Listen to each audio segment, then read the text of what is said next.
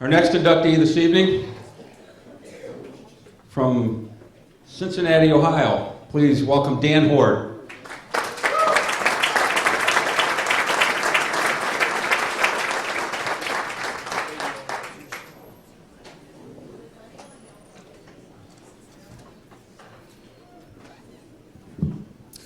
Alex, I have never coached women's soccer, or women's wrestling rather, so my hair just fell out, okay? It is wonderful to be back home here in Chautauqua County, and I'm truly honored to be included with this distinguished group of athletes and coaches. Flash Olson was one of my teachers and mentors at Southwestern High School, and my all-time favorite coach in any sport was inducted into this Hall of Fame last year, the great Tom Priester. To this day, Coach, I don't know how you did it because it was seemingly impossible, but you made running cross-country fun in this weather, so thank you very much. I am, without question, the worst athlete ever inducted into the Chautauqua Sports Hall of Fame. Once, at a team banquet, at the end of a basketball season when I was young, I received a beautiful trophy. It read, "Most likely to think it was a good shot." So in other words, if I wanted to be involved in sports, I would have to be describing the achievements of others.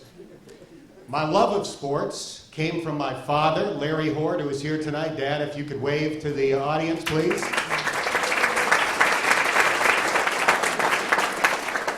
Like many fathers and sons, we bonded while talking about sports and watching our favorite teams. My dad's favorite teams became my favorite teams. Well, I'm 52 years old, and between the NFL, NBA, NHL, and Major League Baseball teams that he passed on to me, they have combined for one championship since I've been following them. So, Dad, thank you for passing down a lifetime of frustration.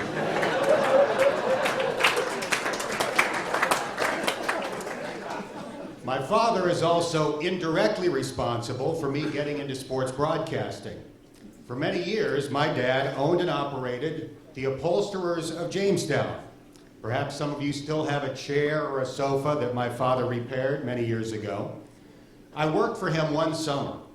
And my job that summer, along with my friend Jim, was to remove car seats so that the upholstery could be repaired. Then our job was to put the car seat back in. Well, I learned something that summer. There are two things that can be found under every car seat ever made. It could be brand new, or it could be 20 years old. Number one, spare change. That was good. Number two, something disgusting.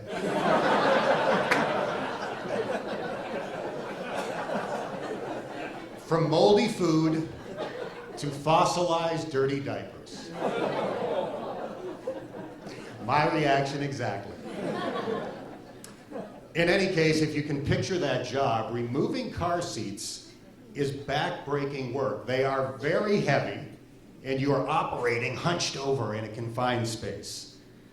So that experience was very valuable to me because it convinced me to find a career where I would enjoy going to work every day, would not have an aching back at the end of the day, and would never, ever discover fossilized dirty diapers. Now I can tell you one group of people that would be shocked to see me included in a Hall of Fame. That would be the audience of my first professional broadcast. When I was a senior in college, I was hired to be the radio voice of the Syracuse Chiefs, at that time the top farm club for the Toronto Blue Jays. And it was a tremendous break for a 21-year-old kid, and I was determined to take full advantage of this opportunity. So I prepared like no one has ever prepared for a sports broadcast before. I knew every stat, I knew every tidbit, I knew what a guy's batting average was when the moon was in line with Venus. I mean, you name it, I knew it. Well, unfortunately, by doing all of that prep work, There was a lot of information swimming around in my head. So when the light went on and I started that first broadcast, I was mentioning the fact that our starting pitcher that day, Tom Filer, was given the opportunity to start on opening day was because he was considered the ace of the pitching staff. Well, on that very first broadcast, I informed my audience that Tom Filer was considered the ass of the pitching staff. So I was off to a great start.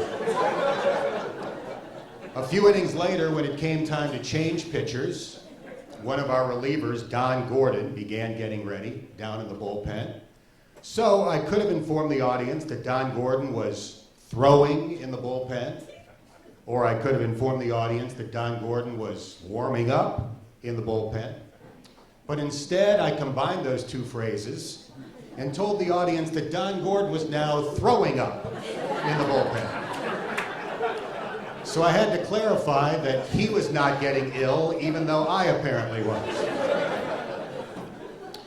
Finally, late in the game, when it came time to make another pitching change, the guy that got ready to come in was a left-handed pitcher named Gibson Alba. And in my lengthy research about Gibson Alba, I had discovered really a remarkable thing. Gibson had started his professional baseball career as a right-handed throwing shortstop, and now was one step away from the major leagues as a left-handed throwing pitcher. Consider how amazing that really is. Well, there's a good word to describe somebody equally skilled with either hand. What is that word? Ambidextrous, thank you. Good educations here in Chautauqua County. Well, I could have said ambidextrous, but at this point, considering some of the stumbles that I'd already had in that broadcast, I wanted no part of a potential tongue twister like ambidextrous. So I informed my audience that Gibson Alba is really an amazing story, folks. He is a two-handed pitcher. So I had really distinguished him from the rest of the pack.